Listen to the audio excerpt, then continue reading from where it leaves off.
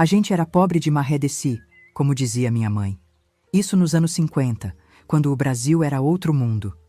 Meu pai cortava cana de sol a sol na usina aqui perto.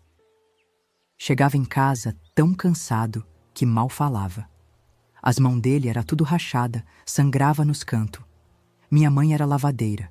Acordava 4 da manhã para pegar roupa nas casas dos ricos e voltava carregando trouxa maior que ela própria nas costas.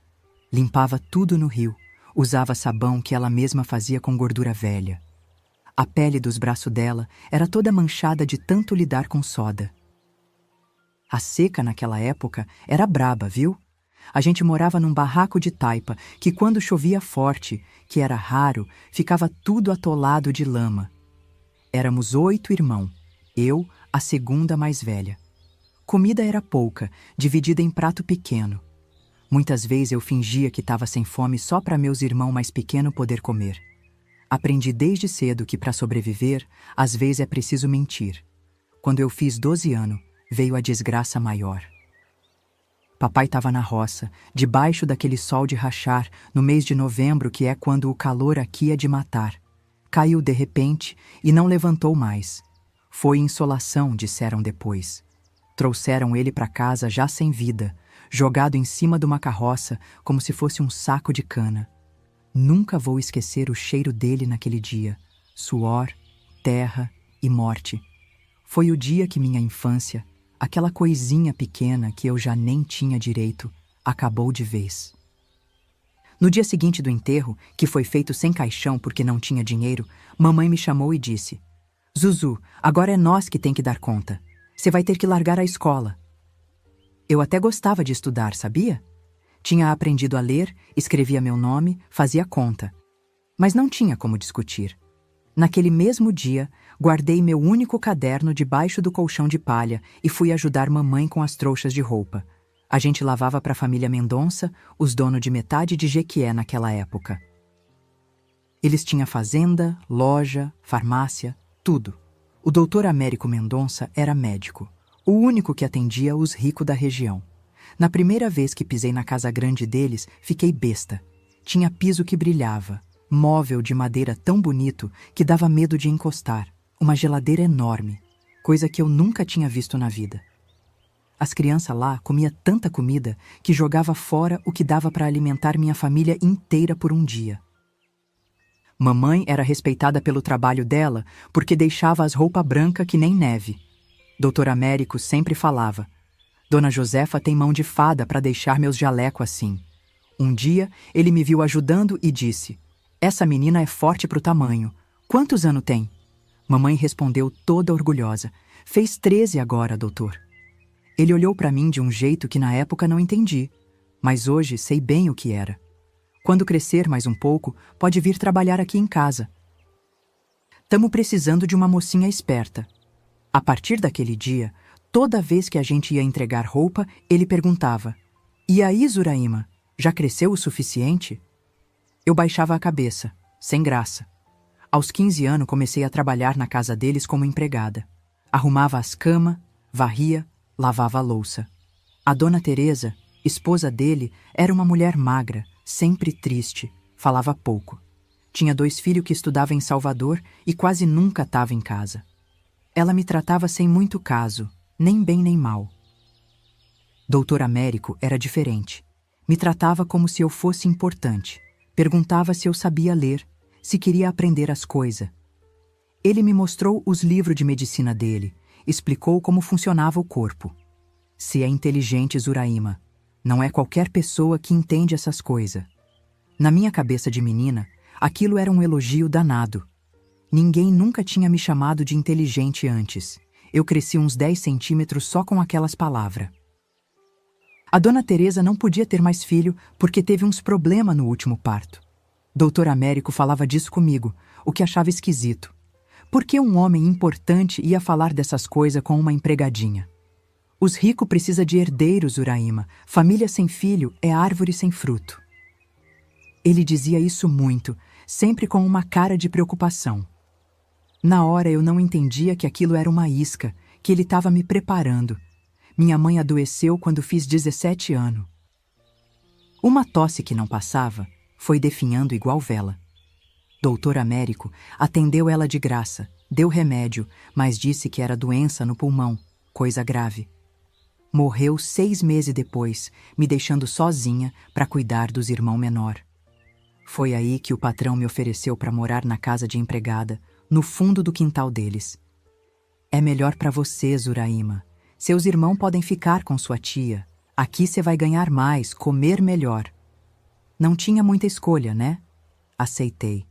Os primeiros meses foram bons. Comida na hora certa, cama limpa, trabalho puxado, mas justo. Doutor Américo cada vez mais me tratava diferente das outras empregadas. Me dava roupa que Dona Teresa não usava mais. Deixava eu pegar livro da estante, às vezes até sentava comigo na cozinha e tomava café.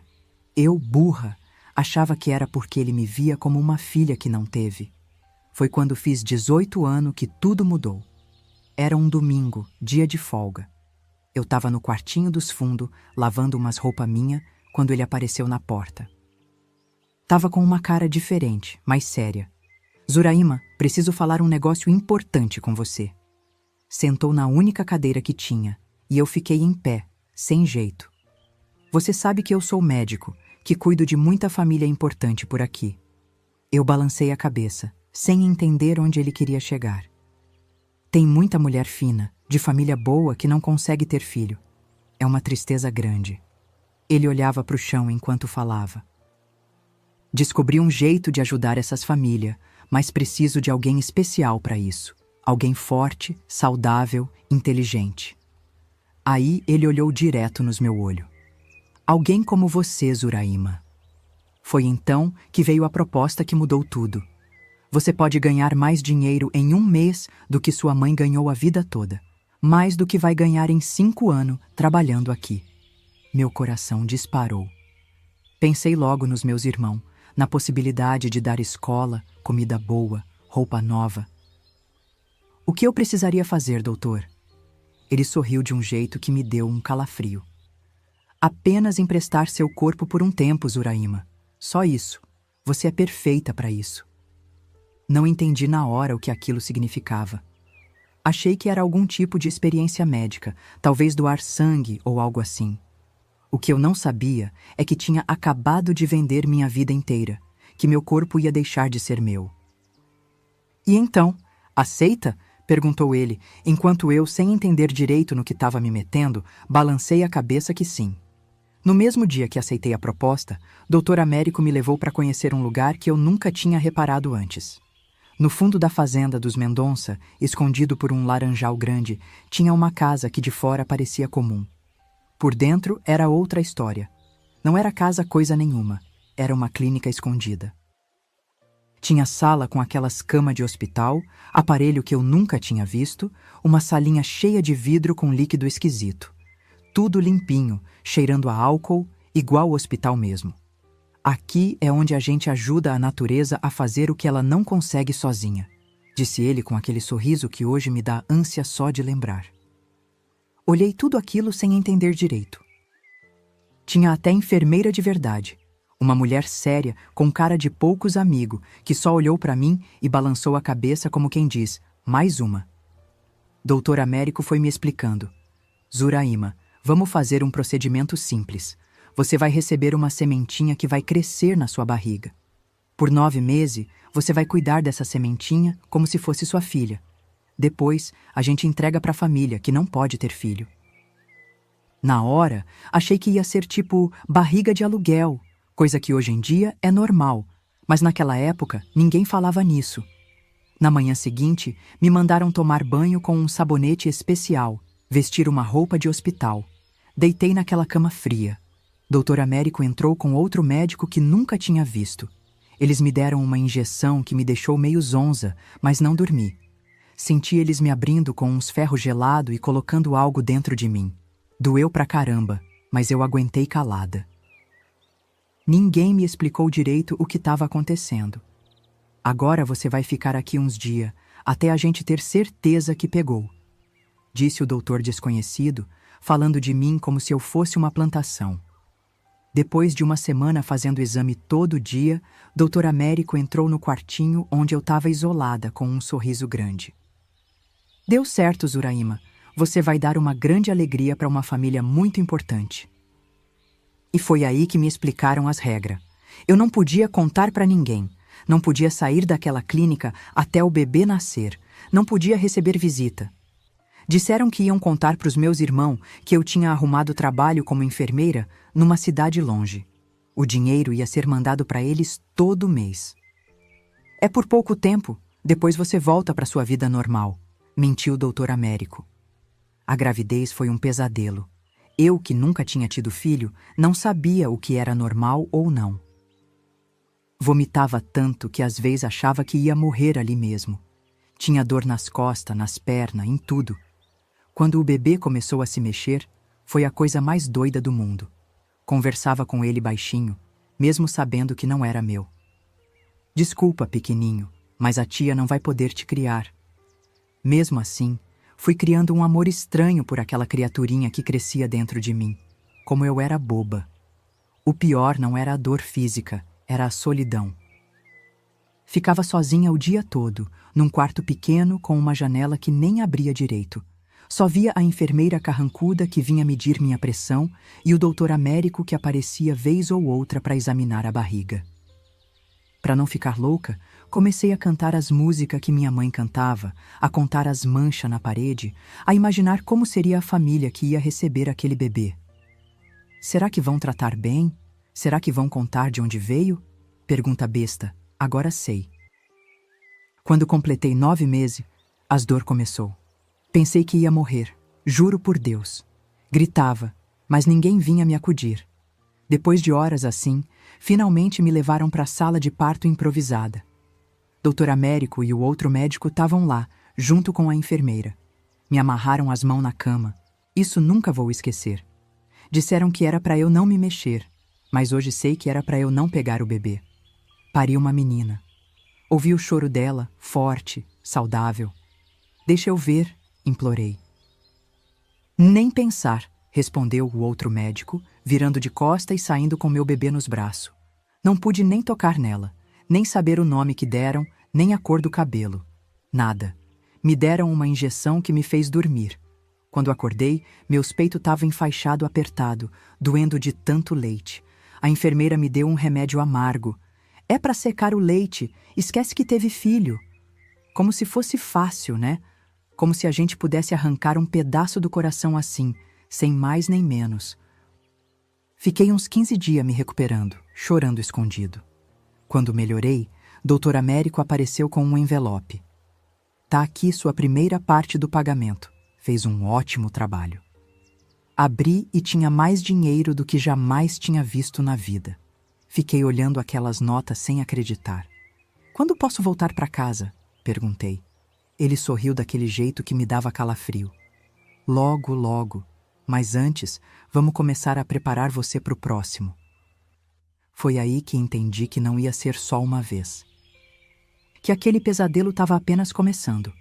Entre uma gravidez e outra, eles me deixavam voltar para a casa dos Mendonça por uns meses. Meus irmãos vinham me visitar, achando que eu trabalhava mesmo como enfermeira e às vezes viajava a trabalho. A mentira tinha sido bem construída. Eles estavam bem, com o dinheiro que eu mandava. Minha irmã mais velha estava cuidando dos menor. Isso era o único consolo que eu tinha. Minha mãe morreu sem saber a verdade sobre o que eu realmente fazia. No leito de morte dela, quando a doença já tinha comido quase tudo, ela pegou minhas mãos e disse: "Que orgulho de você, minha filha, trabalhando de enfermeira, ajudando a salvar vida." Eu chorei tanto nesse dia. Não de tristeza pela morte dela, mas de vergonha da mentira. Ela morreu achando que eu tinha conseguido ser alguém na vida, quando na verdade eu era só um objeto, uma incubadora humana. Com o tempo, fui descobrindo que não era só o doutor Américo nesse esquema. Tinha uma rede inteira. Outros médicos de cidade vizinha, político importante, fazendeiro rico. Todos eles mandavam cliente para o doutor Américo, casais que não podiam ter filho. Alguns vinham até de São Paulo, do Rio de Janeiro. Pagavam fortuna para ter um bebê com característica desejável. Eu era uma das produtoras, como eles chamavam. Tinha outras mulheres também, pobres que nem eu, todas morando em lugar diferente para ninguém desconfiar. Os bebês que eu paria iam para a família rica daqui do Brasil, mas alguns iam até para o exterior. Uma vez, ouvi uma conversa entre Dr. Américo e um homem de terno caro. Falavam em dólar, em documento falso para levar criança para fora do país. Era um esquema grande, organizado, e eu era só uma peça pequena, descartável. Se ela morrer, a gente arruma outra, ouvi o homem de terno dizer quando achou que eu estava dormindo. Meus queridos, sei que essa história é difícil de ouvir. Estou contando isso pela primeira vez na vida.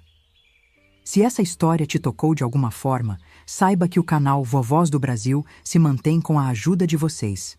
Clique no Valeu Demais ali embaixo do vídeo. É aquele coraçãozinho com cifrão. Qualquer valor ajuda este canal a continuar trazendo histórias reais como a minha. É só clicar e escolher o valor que puder contribuir. Depois do terceiro bebê, comecei a perceber que meu corpo estava mudando demais. Não era normal engravidar tantas vezes seguida. Eles me davam injeção de hormônio para acelerar a ovulação para eu poder engravidar mais rápido. Meu cabelo começou a cair em tufo, minha pele ficou manchada, minhas juntas doía que nem de pessoa velha.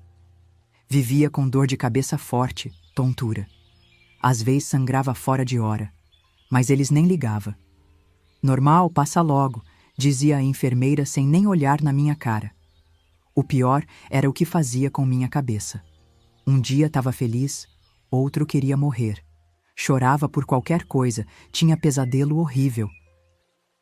Comecei a ter uns pensamentos esquisitos, de machucar os médicos, de fugir, até de me matar.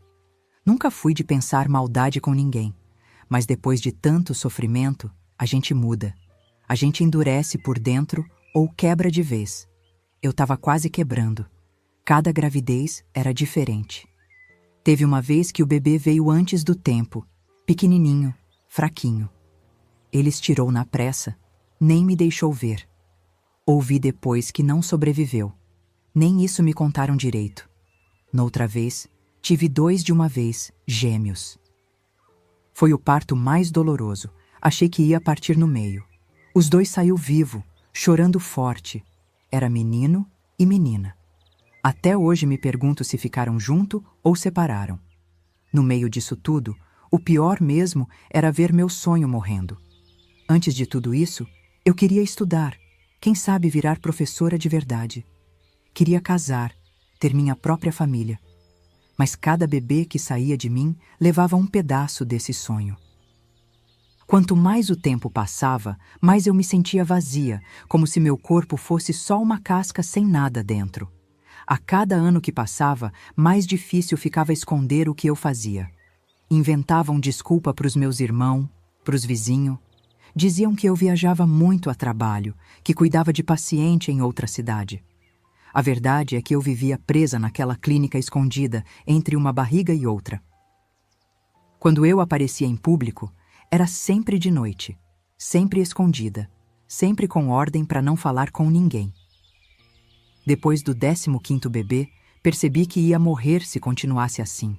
Tinha acabado de completar 31 anos, mas parecia uma velha. Meu corpo não aguentava mais. Foi aí que comecei a pensar num jeito de sair daquele inferno. Mas como? Não tinha para onde ir, não tinha estudo, não tinha ninguém que acreditasse em mim contra o poderoso Dr. Américo. Precisava de prova, de alguma coisa que pudesse usar contra eles. Foi então que comecei a prestar mais atenção em tudo. Nos nomes que eles falavam, nas datas dos partos, em quem vinha buscar os bebês. Descobri que um dos armários da clínica tinha pasta com informação de todos os bebês que já tinham nascido lá. Quem era a mãe, quem era o pai biológico, eles escolhiam a dedo, sempre homem forte, inteligente, para qual família tinha ido, quanto tinham pago. Quando estava sozinha na clínica, comecei a dar um jeito de olhar essas pastas escondidas. A ideia de guardar prova veio quando achei uma pasta com meu nome. Tinha foto minha, exame, tudo sobre minha saúde. No fim da pasta, tinha uma lista com todos os bebês que eu tinha parido, com data, sexo, característica e destino. Foi um choque ver aquilo tudo junto. 15 crianças, 15 pedaços de mim espalhados por aí, sem saber quem era a verdadeira mãe. Naquela noite, chorei até secar. Mas não era choro de tristeza, não. Era de raiva. Uma raiva que foi crescendo dentro de mim igual fogo em palha seca. Decidi ali mesmo que ia começar a guardar prova. Não sabia ainda o que ia fazer com elas, mas sabia que um dia ia dar um jeito de sair daquele inferno e levar aqueles monstros comigo.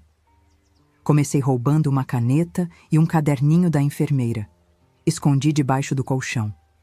Cada nome, cada data, cada detalhe que eu ouvia, anotava escondido. Era o começo da minha vingança. Depois de tudo que eu já tinha passado, alguma coisa em mim mudou. Foi como se um caroço de raiva tivesse nascido no meu peito e fosse crescendo dia após dia, igual jaca madura que não cai do pé. Eu olhava para o doutor Américo, para Dona Teresa, para todos eles, e sorria, fingindo que estava tudo bem, mas por dentro eu fervia. Eles me tratavam como bicho de fazenda, achando que eu era tão burra quanto uma vaca leiteira que só serve para dar cria. Mas a vaca aqui tinha aprendido a pensar, viu? E foi aí que comecei a guardar prova de tudo que eles faziam comigo e com aquelas crianças. Começou quando eu estava arrumando umas roupas velhas para jogar fora e achei uma daquelas pastas de papelão, dessas de documento, que tinha sido descartada. Estava rasgada de um lado, mas servia para o que eu queria. Levei para minha caminha no quartinho dos fundos da clínica, onde eu ficava nos tempos entre as barrigas.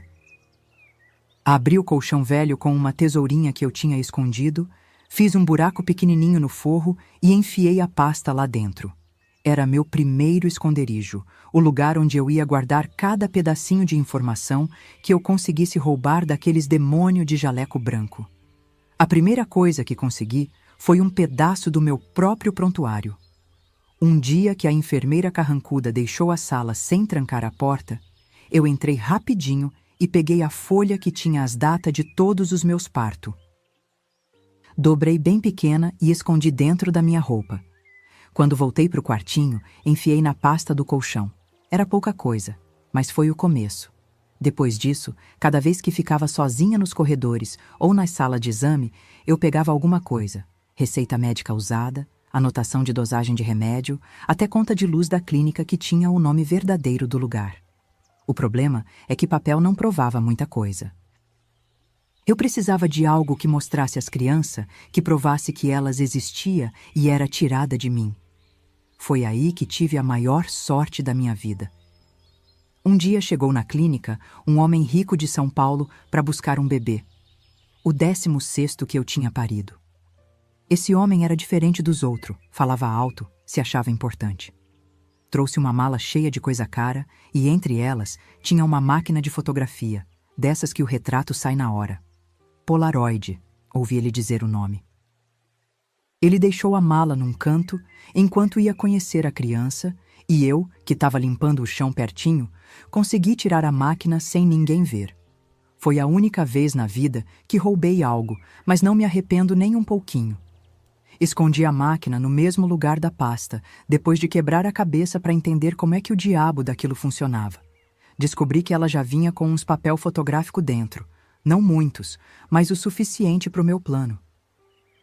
A partir dali, toda vez que eu paria, esperava a primeira oportunidade, quando deixavam o bebê no berçário antes de ser levado embora e tiravam uma foto escondida. As enfermeiras sempre davam um cochilo depois do parto, cansada de tanto trabalho, e era nessa hora que eu agia. A maquininha fazia um barulhinho quando tirava a foto, mas eu enrolava ela num pano grosso para abafar o som. As fotos não saía muito boa não, às vezes escura, às vezes tremida, mas dava para ver o rostinho da criança. Eu escrevia atrás a data, se era menino ou menina, e qualquer detalhe que eu tivesse ouvido sobre a família que ia levar. Mas só isso não bastava. Eu precisava saber para onde iam aquelas crianças. Foi aí que comecei a puxar prosa com o seu Genivaldo, o motorista que transportava os bebês para as famílias. Ele era um velho bonachão, dos que gosta de contar história. No começo foi difícil, ele desconfiava de tudo, mas com o tempo fui ganhando a confiança dele. Levava um cafezinho reforçado, um pedaço de bolo que eu mesma fazia quando me deixavam usar a cozinha, e ele foi amolecendo. Seu Genivaldo, o senhor deve conhecer esse Brasilzão todo, né? Eu dizia fingindo admiração. E ele todo vaidoso. Conheço sim Zuraima, já levei menino até pro exterior, sabia? Aos pouquinho, ele foi me contando sobre as viagens, as famílias, os lugares. Ele nem percebia que eu estava juntando informação. E aquele casal de São Paulo, como era mesmo? Eu perguntava, como quem não quer nada. Ah, gente fina, mora num palacete na Avenida Paulista, ele dizia. Eu decorava tudo, cada detalhe, cada nome de rua, cada cidade. De noite, sozinha no meu quartinho, escrevia tudo na minha caderneta escondida. Uma vez, ele até me mostrou um mapa do Brasil, desses que posto de gasolina dá, e foi marcando a cidade onde já tinha entregado criança. Eu olhava aqueles pontos espalhados por esse país imenso e pensava, meus filhos estão aí, em cada canto desse. Outra coisa que me ajudou muito foi aprender a ler direito. Na escola, eu mal tinha passado do beabá quando tive que sair. Sabia escrever meu nome e ler coisas simples, mas os papel médico era cheio de palavra complicada. Comecei a prestar mais atenção quando os médicos conversavam, decorando as palavras que eles usavam. Quando achava essas mesmas palavras nos documentos, ia juntando as letras, entendendo o significado. Roubei um dicionáriozinho velho da sala de espera e estudava escondida, de noite, com a luz fraquinha que entrava pela janela. Foi assim que aprendi o que era inseminação, fertilização, controle hormonal e outros nomes bonitos que eles davam para os horror que faziam comigo. O sistema que eu criei para as anotações era todo pensado para ninguém descobrir. Tinha 3 cadernetas pequenas, daquelas de bolso. Uma eu escondia debaixo da pia do banheiro, onde tinha um azulejo solto. Nessa eu anotava só número e data, o dia que recebia a sementinha, o dia que descobria que tinha pegado, o dia do parto. Se alguém achasse, ia pensar que era só conta mal feita. Na segunda caderneta, que eu escondia dentro de um sabonete furado, eu anotava detalhe das crianças. Se era menino ou menina, a cor do cabelo e dos olhos, o peso. A terceira, a mais importante, ficava dentro do colchão junto com as fotos. Nela eu escrevia tudo sobre as famílias, nome, cidade, o que faziam da vida, quanto tinham pago, informação que eu catava aqui e ali, nas conversas que ouvia. Teve uma vez que quase fui descoberta, e foi por um triz. Eu estava no quartinho revelando uma foto que tinha tirado de um menininho lindo, gordinho, que tinha nascido naquela manhã. A foto saiu e eu estava olhando para ela, com lágrima nos olhos, quando a porta abriu de repente. Era a Dona Teresa, a esposa do doutor Américo, que quase nunca aparecia na clínica. Entrou sem bater, dizendo que tinha vindo trazer roupa limpa. Eu escondi a foto debaixo do travesseiro num movimento rápido, mas ela percebeu que eu tinha guardado alguma coisa. "O que você está escondendo aí, Zuraima?" perguntou com aquela voz fina que parecia agulha entrando na pele. Meu coração disparou que nem cavalo bravo, mas consegui manter a cara limpa. "Nada não, Dona Teresa. É só um retratinho da minha mãe, que Deus a tenha." Ela me olhou desconfiada, com aqueles olhos pequeno e maldoso. "Deixa eu ver", exigiu, esticando a mão magra. Eu já estava me vendo presa, talvez até morta, mas tive uma ideia. Peguei debaixo do travesseiro, não a foto do bebê, mas uma foto velha que eu tinha da minha mãe, que sempre carregava comigo. Graças a Deus que eu tinha as duas debaixo do mesmo travesseiro. Mostrei para ela, que olhou com desdém. "Guarda essa bobagem e vai ajudar na cozinha", ordenou antes de sair. Quando a porta fechou, meu corpo inteiro tremia que nem vara verde. Foi por pouco, muito pouco. Depois desse susto, fiquei mais cuidadosa. Mudei os esconderijos, passei a tirar as fotos só quando tinha certeza absoluta que estava sozinha. Mas não parei de juntar prova. Cada papelzinho, cada foto, cada nome anotado era uma arma que eu estava afiando, sem saber ainda quando ia usar. Uma vez escutei o doutor Américo falando com outro médico. "Essa Zuraima é uma mina de ouro, saudável como um cavalo, recupera rápido, nunca dá problema." Eles falavam de mim como se eu fosse uma máquina de fazer dinheiro para eles, e era isso mesmo que eu era. Só que máquina não pensa, não sente, não planeja. E eu fazia tudo isso, quietinha, esperando minha hora chegar. Com o passar dos anos, meu corpo foi mostrando sinais de cansaço. Era muita gravidez, uma atrás da outra, quase sem tempo de recuperação. Meu cabelo começou a cair, meus dentes a amolecer, tinha dor nas juntas que não passava nunca. Os médicos não estavam nem aí, só aumentavam as doses de remédio e vitamina para eu aguentar mais uma e mais uma. Eu já tinha perdido a conta de quantas barrigas tinha carregado quando completei 40 anos. Já não era mais a menina inocente que tinha entrado naquela clínica. Era uma mulher envelhecida antes do tempo, com o corpo arrebentado, mas com uma cabeça cheia de plano. Foi nessa época que decidi que precisava fazer mais que só juntar prova. Precisava ter um plano para usar toda aquela informação um dia. Comecei a pensar em quem poderia me ajudar quando chegasse a hora. Lembrei de um advogado jovem que às vezes vinha na cidade, sobrinho de uma cliente da minha mãe. Ele tinha fama de ser honesto e corajoso, de não ter medo dos poderosos. Guardei o nome dele, Dr. João Batista. Um dia, quando tivesse prova suficiente, ia procurar esse homem e contar tudo, desde o começo. Enquanto o plano ia se formando na minha cabeça, eu continuava a engravidar, parir e entregar criança, como uma fábrica humana. A 20ª, a 21ª, a 22ª. Cada parto era mais difícil que o anterior. Meu corpo gritava para parar, mas não tinha escolha. Só podia continuar juntando as provas e esperando. As fotos já eram mais de 20, todas escondidas. As cadernetas já tinham sido substituídas várias vezes quando acabava o espaço. E minha raiva só crescia, alimentada por cada choro de bebê que eu ouvia e não podia consolar, por cada criança que era arrancada de mim. Uma das coisas mais dolorosas desse tempo todo foi ver como as famílias tratavam aquelas crianças. Algumas vinha buscar pessoalmente e eu observava escondida. Via o amor nos olhos delas, a felicidade genuína de finalmente ter um filho nos braços. E isso me deixava com sentimento dividido. Por um lado, sabia que meus filhos iam ter vida boa, casa confortável, educação de qualidade, tudo que eu nunca poderia dar.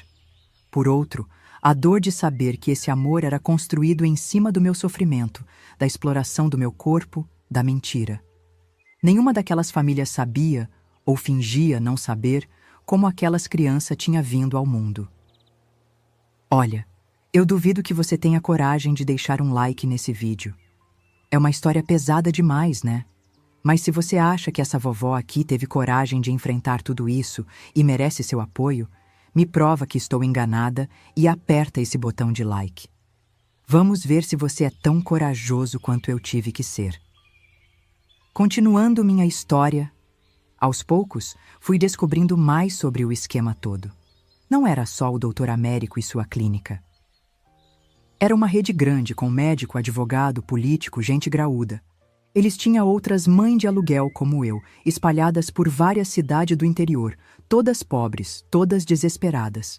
Algumas eu cheguei a conhecer de relance, quando eram trazidas para a clínica para exame. Via nos olhos delas o mesmo vazio que eu sentia, o mesmo cansaço. Me perguntava se elas também estavam juntando suas provas, alimentando sua raiva quietinha, ou se já tinham desistido de lutar. O pior de tudo é que o tempo ia passando e eu ficando presa naquele inferno. Os anos 60 viraram 70, depois 80, e o mundo lá fora mudava, enquanto eu continuava ali, parada no tempo, servindo só para parir. Meus irmãos mais novos estavam crescidos, vivendo suas vidas com o dinheiro que eu mandava, achando que eu era enfermeira, que viajava muito. Já nem me reconheciam direito quando nos encontrava, tão mudada eu estava. A menina alegre que sonhava em ser professora tinha se transformado numa carcaça de gente, usada até o osso. Teve uma noite que fiquei pensando em todas as crianças que saíram de mim. 27 na época. 27. Um número que nem consigo imaginar direito. Seria uma sala de aula cheia, com aluno sentado até na janela. E eu nunca tinha segurado nenhum deles, nunca tinha ninado, nunca tinha visto um sorrir para mim e me chamar de mãe. Nessa noite chorei tanto que molhei o travesseiro inteiro. Mas não era só tristeza, não. Era um choro de planejamento, de decisão. Algo dentro de mim dizia que já tinha prova suficiente, que estava chegando a hora de agir. Foi quando completei 43 anos que meu corpo finalmente desistiu. Estava grávida pela 27ª vez e o parto foi o pior de todos. Quase morri. Perdi tanto sangue que achei que ia secar que nem rio em agosto. Depois que tiraram a criança, um menininho pequeno, fraquinho, que nem chorou direito, o doutor Américo veio no quarto onde eu me recuperava. Lembro até hoje da cara dele, uma mistura de desapontamento e indiferença, como quem olha para uma ferramenta quebrada. Zuraima, acho que chegamos ao fim da linha, ele disse, sem nem olhar nos meus olhos. Seu útero está muito fraco, não aguenta mais nenhuma gestação. Você não serve mais para o nosso propósito. Aquelas palavras, não serve mais, devia ter me machucado, mas na verdade foi como se tirassem um peso das minhas costas. Eu já não aguentava mesmo, estava pronta para acabar com tudo, de um jeito ou de outro. Tinha planejado até fugir, se eles insistissem em mais uma gravidez. Mas ali estava ele, me libertando sem saber. O que vai acontecer comigo agora? Perguntei, tentando não mostrar o alívio que sentia. Vamos dar uma gratificação pelos serviços prestados, ele respondeu, como se eu fosse empregada se aposentando. Pode voltar para sua vida normal. Ele não sabia que eu não tinha mais vida normal para voltar, que toda a minha vida tinha sido roubada por ele e seus comparsas. Recebi um envelope com dinheiro, uma quantia que parecia grande para mim na época, mas que hoje sei que era migalhas perto do que eles ganharam com meus filhos. Suma de Jequié, me aconselharam. Vá para outra cidade, comece de novo. Como se fosse fácil, como se uma mulher sozinha, sem estudo, com o corpo destruído, pudesse simplesmente começar de novo. Mas eu tinha outros planos, plano que vinha cultivando há anos, regando com minhas lágrimas, fertilizando com minha raiva. Saí daquela clínica com 2 malas, uma com minha pouca roupa e outra escondida dentro da primeira, com todas as provas que tinha juntado. A semente da minha vingança que agora, finalmente, estava pronta para germinar. Saí daquela clínica com um envelope fino na mão e 25 anos de vida roubada nas costas. A gratificação que me deram era tão pequena que dava vontade de rir. Só não ri porque tinha desaprendido como fazer isso. Dr. Américo tinha me chamado no escritório dele para me dispensar, como quem dispensa um animal velho que não serve mais para o trabalho. Pelos seus serviços prestados, ele disse, me entregando aquele envelope branco sem nem olhar nos meus olhos. Abri na frente dele mesmo. Era dinheiro que para mim parecia muito, mas para os padrão deles era mixaria. O sujeito cobrava mais que aquilo por um único bebê. E eu tinha dado 27. Fiz as contas rápido na cabeça. Não dava nem 1% do que eles tinham ganho com meu corpo, mas engoli seco, baixei a cabeça como sempre fazia e agradeci. Obrigada, doutor. Falsidade pura. Por dentro eu estava fervendo. Me deram 2 semanas para deixar o quartinho dos fundos que tinha sido minha casa-prisão por tantos anos. Arrumei minhas pouca coisa com calma, sem pressa. Cada objeto que guardava era uma decisão, o que levava, o que deixava para trás. As roupas velhas, o sapato furado, isso tudo podia ficar. Mas as provas que eu tinha juntado durante anos, essas iam comigo, custasse o que custasse. Costurei um bolso secreto dentro do forro da minha mala de couro velho e ali escondi os documentos, as cadernetas, as fotos, tudo que podia incriminar aqueles monstros. Nas últimas noites, não dormi. Fiquei olhando para o teto rachado, pensando no que ia fazer a seguir. Tinha um plano, sim, mas precisava de coragem para executar. No dia que fui embora, ninguém se despediu. As enfermeiras fingiam que eu era invisível, os médicos estavam ocupados demais com outras mães. Só seu Genivaldo, o velho motorista que tinha virado meu amigo sem saber, me deu um abraço apertado e sussurrou no meu ouvido. Se cuida, menina. Ele não sabia de nada, mas sentia que algo estava errado naquela história toda. Saí pelo portão dos fundos, sem olhar para trás. Não tinha nada ali que valesse a pena uma última olhada. Peguei um ônibus até Jequié para ver meus irmãos. Eles se assustaram quando me viram. Eu parecia uma velha, com meus 43 anos, que mais parecia 60. De tanto que aquelas gravidez tinha sugado minha vida. Meu Deus, Zuzu, o que fizeram com você? Perguntou minha irmã mais nova. Menti como sempre. Trabalho de enfermeira é duro, minha filha. Fiquei com meus irmãos só uma semana. Não suportava as perguntas, os olhares de pena.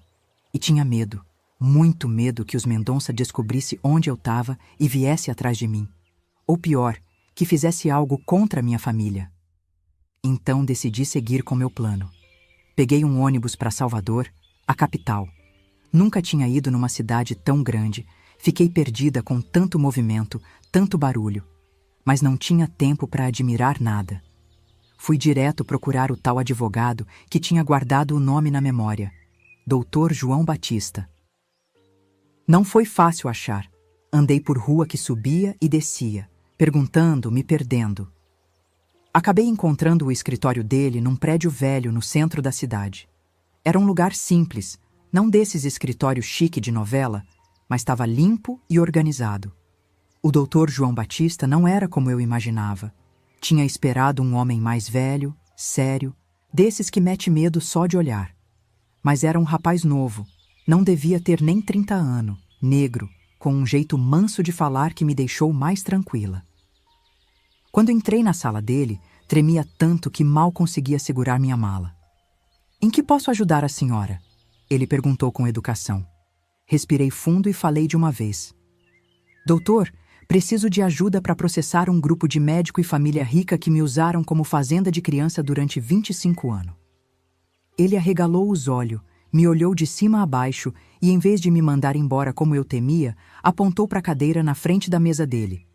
"Sente-se, senhora, e me conte tudo desde o começo." Passei o dia inteiro naquele escritório. Falei até a boca secar, contei cada detalhe do meu calvário, desde o dia que o doutor Américo tinha me feito a proposta até o momento que fui dispensada como trapo velho. Enquanto falava, ia tirando as provas da mala. Os documentos, as cadernetas, as fotos. O doutor João ia empilhando tudo em cima da mesa, os olhos cada vez mais arregalados. Quando acabei, já era noite. Ele ficou um tempo calado, passando a mão na cabeça, como quem não acredita no que ouviu.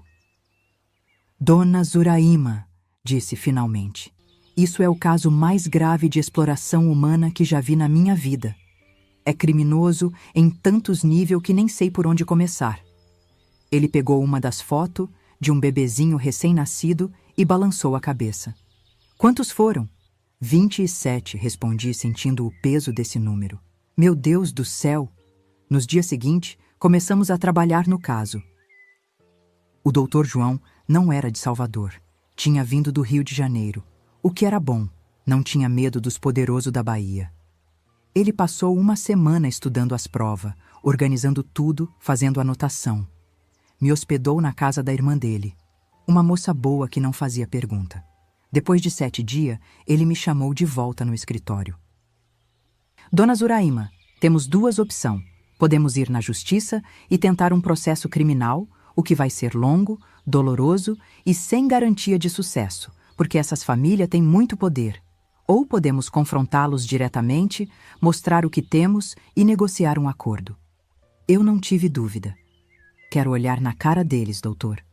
Quero ver o pânico quando perceberem que a vaca burra guardou prova de tudo." O doutor João mandou carta para 5 famílias principal do esquema: os Mendonça, os Albuquerque, os Vieira, os Carvalho e os Menezes. Carta formal, em papel timbrado, convocando para uma reunião urgente em Salvador, no escritório dele. Não mencionava o assunto, mas dizia que era do interesse deles comparecerem. Foi a semana mais longa da minha vida, esperando aquele encontro. Não dormia, não comia direito, ficava ensaiando o que ia dizer, como ia me comportar. O doutor João me acalmava. "Deixa que eu falo, dona Zuraima. A senhora só fica lá, mostrando que está viva e forte, que é a prova viva do crime deles. O dia chegou. Era uma quarta-feira de manhã, céu limpo, sem nuvem. O escritório tinha sido arrumado especialmente para a reunião. Uma mesa grande no centro, cadeira em volta. Numa mesa lateral, todas as provas organizadas em pasta, fotografia em ordem de data, documento separado por família.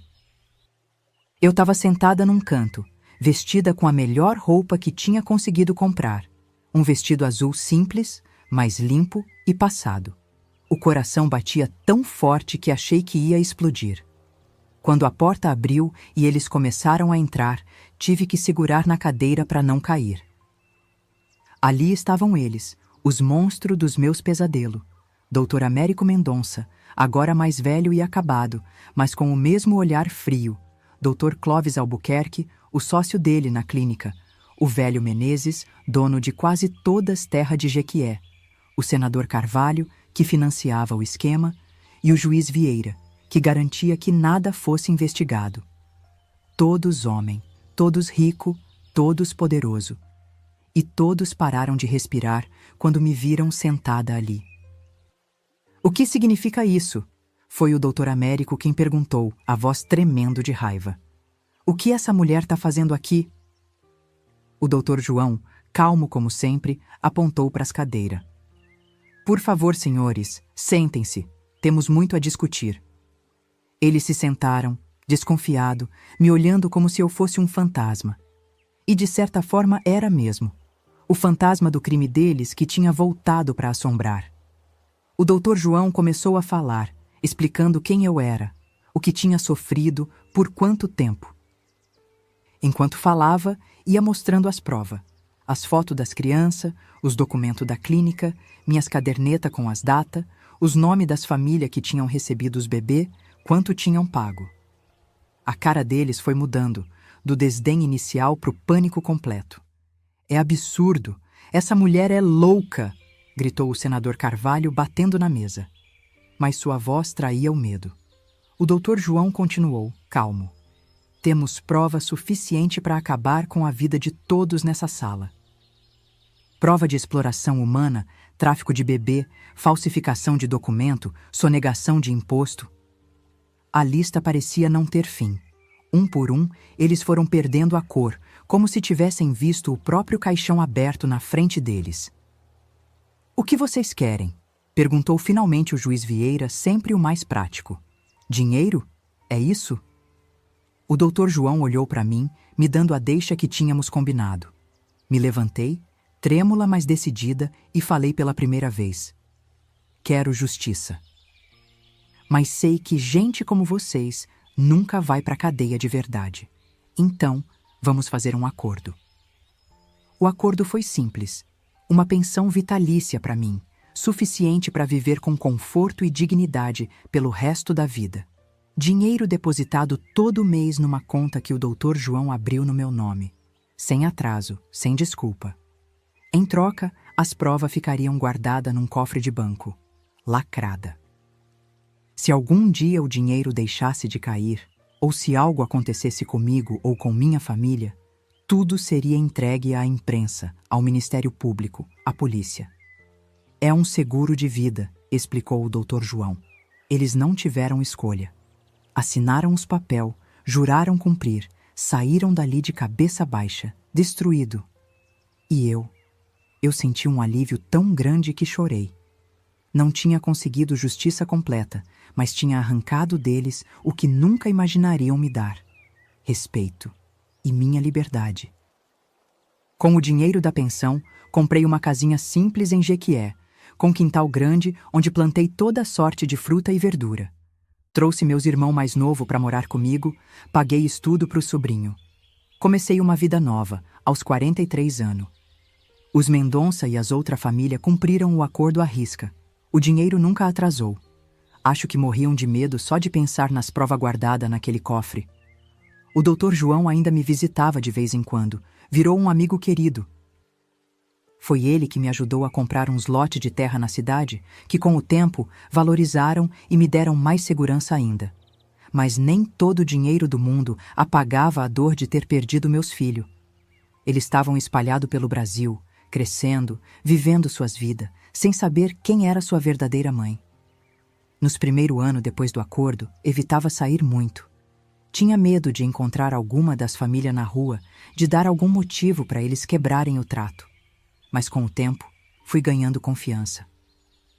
Comecei a andar pela cidade, a frequentar a igreja, a ir na feira, coisa que nunca tinha podido fazer antes.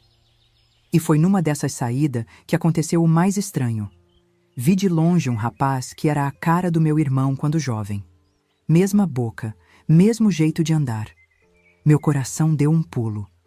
Eu sabia, com aquela certeza que só mãe tem, que era um dos meus filhos. Devia ter uns 20 e poucos anos, estava bem vestido, parecia estudante. Fiquei paralisada na calçada, vendo ele passar, querendo gritar, chamar, dizer quem eu era. Mas não podia. O acordo não permitia, e mais que isso, que direito eu tinha de bagunçar a vida dele assim? Esse foi o primeiro de muitos encontros distantes. Com o tempo, aprendi a reconhecer meus filhos pela cidade. Uma moça com meus olhos, vendendo roupa na loja chique. Um rapaz com meu nariz, trabalhando no banco. Uma mocinha com meu cabelo crespo, indo para a escola de uniforme. Eu os observava de longe, guardando cada detalhe na memória, criando uma história para cada um deles na minha cabeça. Nunca me aproximei, nunca falei. Era um tormento doce, como uma ferida que a gente não deixa sarar porque tocar nela lembra que a gente está vivo. Às vezes me pegava pensando se eles tinham qualquer ideia de onde tinham vindo, se em algum momento tinham questionado algo. Muita gente me pergunta: Dona Zuraima, por que a senhora não denunciou tudo à polícia? Por que aceitou o dinheiro em vez de buscar justiça? E eu devolvo a pergunta: o que você teria feito no meu lugar? Depois de 25 anos gerando filhos para famílias ricas, sem direitos, sem educação formal, sem apoio? Comenta aí embaixo o que você faria. Com o passar dos anos, os velhos do esquema foram morrendo um por um. Doutor Américo foi o primeiro. Dizem que de ataque cardíaco, mas eu prefiro acreditar que foi de remorso. Os outros foram indo também. Os filhos deles, que tinham herdado a fortuna manchada de sangue, continuavam honrando o acordo, provavelmente sem entender direito por que tinham que mandar dinheiro todo mês para uma velha em Jequié. Eu continuei minha vida quieta, cuidando das minhas plantas, dos meus bichos, dos meus sobrinho neto que vieram depois. A dor nunca passou completamente, mas aprendi a viver com ela, como quem aprende a andar de novo depois de um acidente. E quando achei que nada mais podia me surpreender na vida, aconteceu. Era uma tarde de domingo, eu estava sentada na varanda da minha casa, descascando manga para o suco, quando vi um carro parar na frente. Um carro bonito, caro, desses que gente como eu não costuma ter. Desceu um homem jovem, uns 30 e poucos anos, bem vestido, com uma pasta na mão. Achei que era algum vendedor desses que vende seguro ou plano de saúde. Já ia dizer que não tinha interesse quando ele chegou mais perto e perguntou: "A senhora é Dona Zuraima da Silva?" Confirmei com a cabeça desconfiada. "Meu nome é Eduardo Mendonça", ele disse, e meu sangue gelou nas veias. Mendonça, o mesmo sobrenome dos monstros. Será que tinha descoberto algo? Vinha me ameaçar? Mas então ele sorriu, um sorriso que eu conhecia bem, era igual ao meu. "Acho que a senhora é minha mãe biológica." Não sei como não caí dura ali mesmo. Fiquei sem fala, segurando aquela manga na mão, olhando para ele como se fosse uma assombração. Como o senhor descobriu?" Foi tudo que consegui perguntar depois de um tempo. Ele se sentou no degrau da varanda, respeitando o meu espaço, e abriu a pasta que trazia. Dentro tinha uma foto antiga, amarelada. Uma foto que eu reconheci na hora. Era uma das que eu tinha tirado escondida, dos bebês antes que os levassem. "Encontrei isso entre as coisas do meu pai adotivo quando ele morreu", explicou Eduardo. "Junto tinha um papel com seu nome e a data do meu nascimento. Era a prova que eu não imaginava existir. Uma das minhas fotos tinha ido junto com o bebê, talvez por descuido de alguém. E agora, anos depois, aquela foto tinha trazido meu filho de volta para mim. Vocês nem imaginam o que senti quando vi aquele rapaz na minha porta dizendo que era meu filho. Foi como se o chão tivesse sumido debaixo dos meus pés. Fiquei paralisada, agarrada naquela manga meio descascada, sem conseguir falar nada que prestasse. Ele, educado como era, ficou esperando que eu me recuperasse do susto. Quando finalmente consegui me mexer, convidei ele para entrar. Aceita um suco de manga? Foi a coisa mais besta que pude dizer. Ele sorriu. Um sorriso que era igualzinho ao meu, coisa que até então eu não tinha notado. Aceito sim, dona Zuraima. Sentamos na mesa da cozinha, eu ainda tremendo. Ele calmo como quem já tinha ensaiado aquele momento 1000 vezes na cabeça.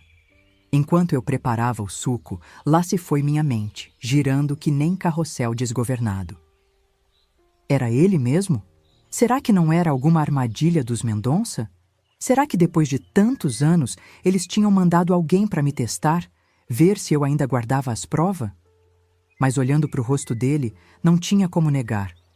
Aquela era minha boca, meu queixo, até o jeito de franzir a testa quando estava pensando era igual ao meu. E além disso tinha a foto, aquela foto amarelada que só eu podia ter tirado. Como o senhor me encontrou? Perguntei depois que servi o suco e sentei de frente para ele. Eduardo, esse era o nome dele, explicou que quando achou a foto entre os papéis do pai adotivo, fez uma investigação minuciosa. Era advogado, como o homem que tinha me ajudado anos atrás, e sabia como procurar informação. Primeiro foi atrás do meu nome nos registros antigos de Jequié.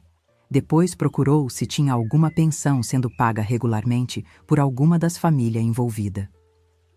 Fui juntando as peças, dona Zuraima. Demorou quase 2 anos, mas cada pista me trazia mais perto da verdade. Ele falava sem raiva, mas com uma determinação que me lembrava a minha própria, quando decidi juntar prova contra meus algoz. Naquele dia, conversamos por horas. Ele me perguntou como tinha sido, e eu contei tudo, sem florear, sem esconder nada. As partes difícil, as partes triste, as partes de ódio puro. Ele ouvia calado, às vezes enxugando uma lágrima que teimava em cair. Não me interrompeu nenhuma vez. Deixou que eu botasse para fora aquela história toda, que até então só tinha contado uma vez na vida, pro doutor João. Quando acabei, já era noite, e ele pegou na minha mão calejada com as mãos finas dele, de homem que nunca precisou pegar no pesado. A senhora é a mulher mais forte que já conheci na vida, ele disse com a voz embargada. Foi a primeira vez que alguém me chamou de forte e não de coitada. Ali mesmo, sentindo o calor da mão dele na minha, soube que tinha ganhado um filho de volta. Eduardo não podia contar para ninguém que tinha me encontrado. A família adotiva dele era uma das mais importantes de Jequié, filho do próprio doutor Américo, aquele monstro que tinha começado toda a história. Meu pai, quer dizer, o homem que me criou, sempre foi frio comigo. Agora entendo por quê, ele contou, balançando a cabeça. Eu era a prova viva do crime dele, dentro da própria casa. Combinamos que ele me visitaria escondido quando pudesse, sem levantar suspeita. Me deu um celular, desses modernos que até então eu nem sabia direito como usar, para a gente se comunicar. Nossa relação tem que ser nosso segredo, dona Zuraima, ele explicou. Se alguém descobrir, o acordo que a senhora fez pode ser quebrado, e aí não sei o que pode acontecer. Concordei, mesmo que meu coração quisesse gritar para o mundo que tinha encontrado um dos meus meninos. Daí em diante, Eduardo passou a visitar minha casa pelo menos uma vez por mês. Vinha sempre no domingo, quando podia dizer que estava na chácara de um amigo ou numa pescaria.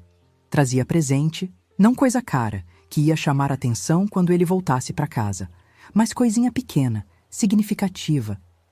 Uma vez trouxe uma muda de pé de jabuticaba para o meu quintal, outra vez um livro de receita antiga. E sempre me perguntava sobre mim, querendo saber mais da minha história, da minha família, das minhas raízes. Era como se estivesse tentando recuperar toda uma vida que foi roubada dele também. Aos poucos, fui conhecendo ele melhor. Era casado, tinha 2 filhos, meus netos que nunca conheceria. Tinha se formado em direito, como o pai adotivo queria, mas não gostava da profissão. O sonho dele era ser músico.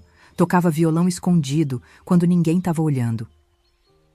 Uma das coisas mais bonitas foi quando ele me disse que me considerava sua verdadeira mãe. A mulher que me criou, Dona Teresa, ela nunca foi carinhosa.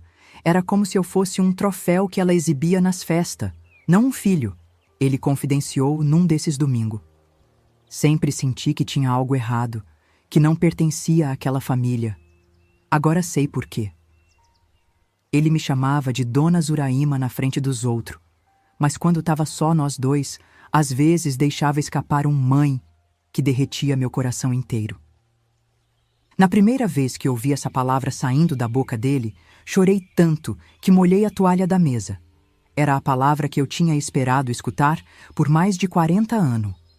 Com o tempo, Eduardo foi sabendo mais sobre minha vida depois que saí da clínica.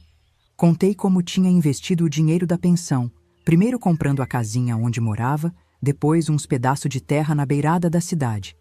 No começo não sabia o que fazer com tanto dinheiro, nunca tinha tido nada na vida, expliquei. Mas o Dr. João me ensinou que terra sempre vale. Comprei uns lotes quando ninguém queria, em área que na época era mato puro. O tempo mostrou que ele estava certo. A cidade foi crescendo, meus terrenos valorizando, e comecei a construir casinhas simples para alugar. Nada de mansão, mas casa decente, para família humilde que merecia um lugar bom para morar. Cobrava aluguel justo, tratava os inquilinos com respeito. Era meu jeito de devolver para o mundo um pouco daquela dignidade que tinham tentado tirar de mim. Contei também como tinha ajudado meus irmãos mais novos, garantindo estudo para o sobrinho, remédio para os mais velhos quando ficaram doentes. Nunca deixei ninguém da minha família passar necessidade, falei com orgulho. Se tem uma coisa que aprendi, é que dinheiro só presta quando ajuda quem a gente ama. Eduardo balançava a cabeça, admirado. Uma vez me perguntou por que nunca tinha tentado estudar, aprender uma profissão, agora que tinha recurso. Ri da inocência dele. Meu filho, quando a gente passa por certas coisas na vida, tem conhecimento que nenhuma escola ensina. Minha universidade foi a dor. Me formei com louvor em sobrevivência. Minha vida agora, aos 80 anos, é tranquila. Vivo nessa casa com quintal grande, cheia de fruta que eu mesma planto.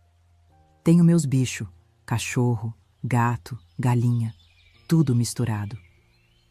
Tenho minha independência, não preciso pedir nada para ninguém.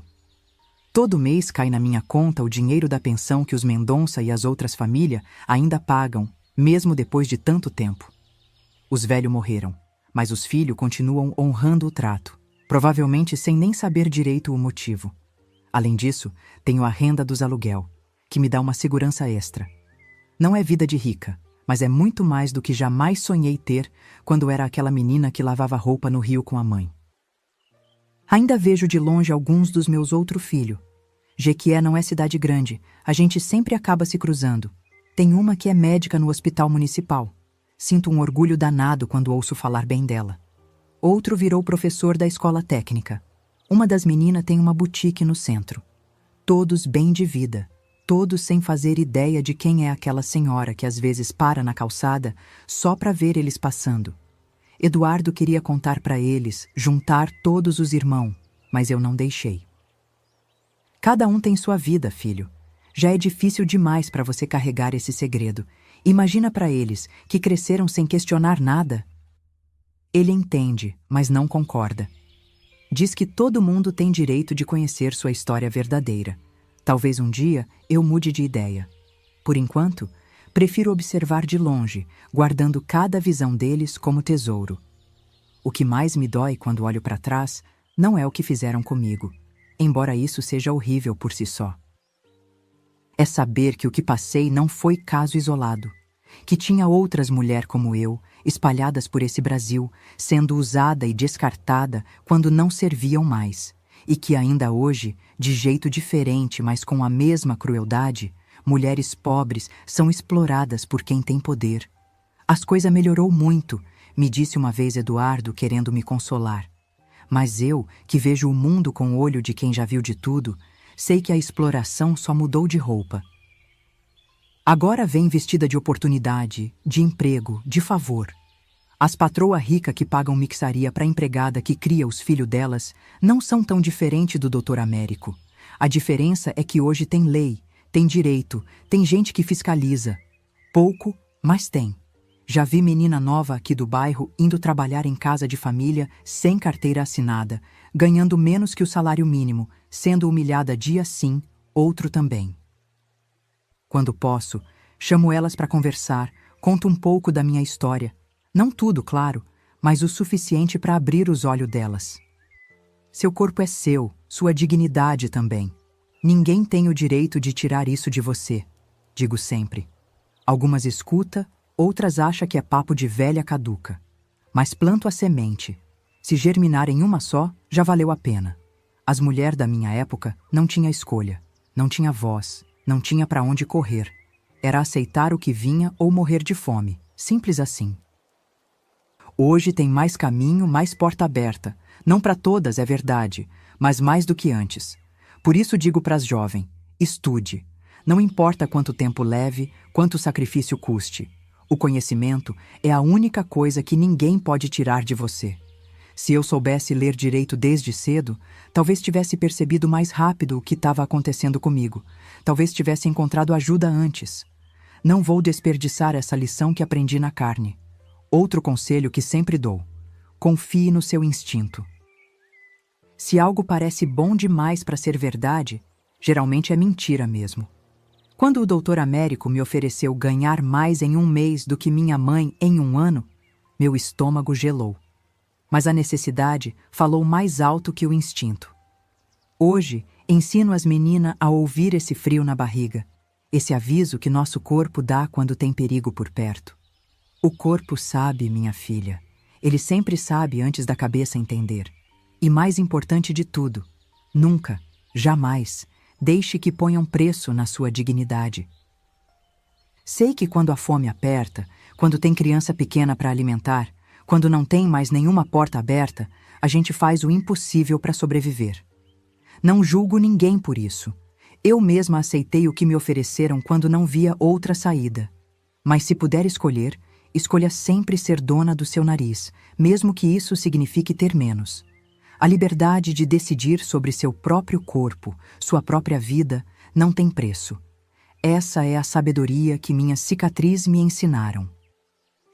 Essa dor que carreguei a vida toda virou minha força. As marcas que tenho pelo corpo, estria de 27 barriga, cicatriz de tanto parto, mão calejada de tanto trabalho, são meu mapa, contam minha história sem precisar de palavra. Cada ruga desse rosto que agora vocês veem na tela é um capítulo do que vivi.